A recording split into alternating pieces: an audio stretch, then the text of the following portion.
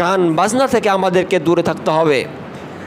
আপনি এইখানে দেখুন, আপনার কাছে, আপনার সন্তানের কাছে, আপনার মেয়ের কাছে, আপনার বিবির কাছে যে স্মার্টফোনগুলো রয়েছে, প্রত্যেকটা স্মার্টফোনে অডিও ভিডিও গান চলে না? চলে না?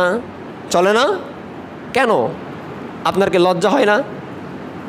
আপনি নিজেকে মুসলিম দাবি করেন, আপনি নিজেকে মুসলিম দাবি করেন, আপনার মেয়ের হাতে ফোন তুলে দিয়েছেন, আর আপনার মেয়ে আপনার সামনে গান শুনে আপনি বাবাই নয়, আপনি বাবা না।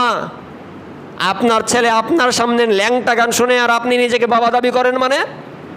আপনার সন্তান আপনার সামনে ল্যাংটা উলঙ্গ মহিলা দেখে, উলঙ্গ মহিলার ছবি দেখে, আপনার সন্তান, আপনার মেয়ে, আপনার সন্তান, আপনার মেয়ে, আপনার বিবি ঘরের মধ্যে টিভির মধ্যে বেপরদার নারী নিয়ে থাকে, আপনি নিজেকে বাবা স্বামী দাবি করেন কিভাবে?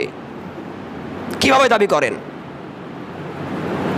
আল্লাহ রাসূল সাল্লাল্লাহু আলাইহি ওয়াসাল্লাম আল্লাহ কোরআনের মধ্যে বলছেন, ওয়া মিনান নাসি মাইয়াশতারি লাহওয়াল হাদিসি লিউদিল্লা আন সাবিলিল্লাহ বিগাইরি ইলম ওয়া ইয়াত্তাখিযুহা হুজওয়া উলাইকা লাহুম আযাবুম মুহিন।